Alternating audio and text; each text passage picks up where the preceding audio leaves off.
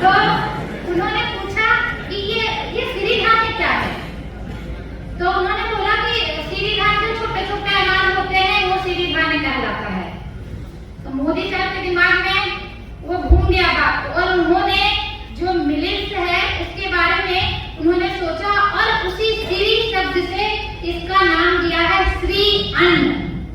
तो मिलेट्स का अभी हमारे देश में अगर हम सोचें कि हमारी भाषा में नाम है, हमारी भाषा यानी भारतीय भाषा में, तो श्री अन्न।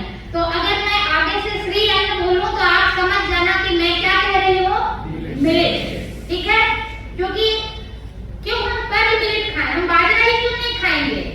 अपनी चीजों को स्वीकार करना और उसी रूप में वो ज्यादा अच्छा है। रॉ लोकल के लिए वोकल होना ही पड़ेगा, तभी हमारा देश आगे जाएगा, ग्लोबल होगा, वरना हम कहीं नहीं रह पाएंगे, अपना अस्तित्व खो देंगे। तो आपने समझ लिया होगा कि श्री अन्न नाम कैसे पड़ा, और ये श्री अन्न। अब श्री शब्द का अर्थ आप सब लोग जानते होंगे। श्री का अर्थ होता है जहाँ स्वास्थ्य हो, जहाँ धन हो, जहाँ संपन्नता हो, वो श्री कहलाता है।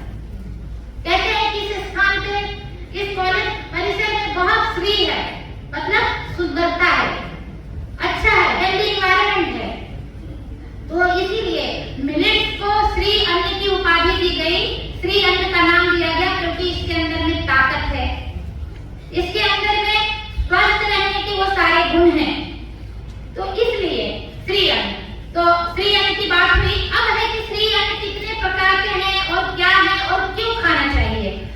अगले स्पीकर्स ने बहुत अच्छी तरीके से बता दिया है, लेकिन फिर भी मैं चाहूंगी कि हमें, और खास करके इस क्षेत्र के लोग जो अपना जो दक्षिण गुजरात है, इसमें आपने डांग का नाम सुना ही होगा, डांग जिला का, इसको जीआई टैग मिला है नांगली को, नांगली कहते हैं, जिसको हम रागी कहते हैं, वो उस क्षेत्र का ज्योग्राफिकल इंडेक्स उसको मिला है।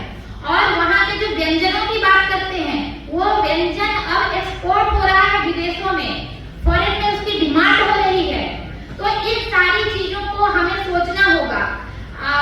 मुझे ऐसा लगता है कि इसमें बहुत सारे आदिवासी बच्चे भी होंगे, है क्या? हाँ, पीछे कुछ लोग हाथ उठा रहे हैं। जो मैं धन्यवाद करना चाहती हूँ उन आदिवासी समुदाय का जिन्होंने इस अनाज को आज तक धरती पे जिंदा रखा है, वरना हम तो इसको कब का छोड़ चुके थे। जब हरित क्रांति आई, हरियाली क्रांति में लोगों के पास, जब हमारा देश आजाद हुआ, अंग्रेजों ने कब्जा किया था। अंग्रेजों ने क्या किया था, हमारे उस हर कल्चर को डैमेज किया था जिससे हम आत्मनिर्भर थे, जिसमें सबसे बड़ा कल्चर था एग्रीकल्चर। एग्रीकल्चर को उन्होंने क्या किया था, किसानों को वो अपनी पसंद की क्रॉप उगाने नहीं देते थे। वो यहाँ के किसानों को अपनी फैक्ट्री बना रखा था। फैक्ट्री क्यों? ये जो हमारा क्षेत्र है, गुजरात है, महाराष्ट्र है, सौराष्ट्र है, कर्नाटका का कुछ एरिया है, और मध्य प्रदेश का कुछ क्षेत्र है, जो काली मिट्टी वाली क्षेत्र थी, यहाँ कपास बहुत अच्छा उगता था और यहीं पे मिलेट्स भी उगता था। उन्होंने मिलेट्स को रोक लगाया और उन्होंने कपास बोने के लिए बाध्य किया किसानों को। क्यों बाध्य किया?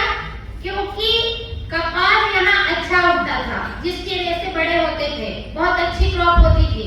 ये जो यहाँ ये थोड़ा अर्धशुष्क क्षेत्र जैसा है, काली मिट्टी है, तो यहाँ कपास की खेती बहुत अच्छी हो सकती थी। और उनका यहाँ पे उन्होंने कपास उगाया, और वो कपास कहाँ जाता था? मैनचेस्टर। इतिहास के विद्यार्थी बैठे होंगे तो उनको पता होगा कि मैनचेस्टर, अभी सूरज को भी कहते हैं भारत का मैनचेस्टर, लेकिन मैं क्या कहती हूँ, इंग्लैंड का मैनचेस्टर जो है हमारा भारत का सूरत है, हम उल्टा कहते हैं। तो ये मैनचेस्टर में क्या होता था, वहां पे सूती कपड़े बनते थे, और उन सूती कपड़ों के लिए कपास कहाँ से चाहिए था? हमारे देश से। हमारे किसानों को कोड़े और चाबुक से पीट पीट कर कपास उगाने के लिए बाध्य किया जाता था। उनको खाने का अनाज नहीं होता था उनके पास, क्योंकि उनकी जो पारंपरिक क्रॉप थी उसको डैमेज कर दिया गया था, और वो मैनचेस्टर जाता था, किसानों को कुछ भी नहीं मिलता था। और यहाँ से कपास जाता था और उसकी रंगाई छपाई के लिए नॉर्थ इंडिया में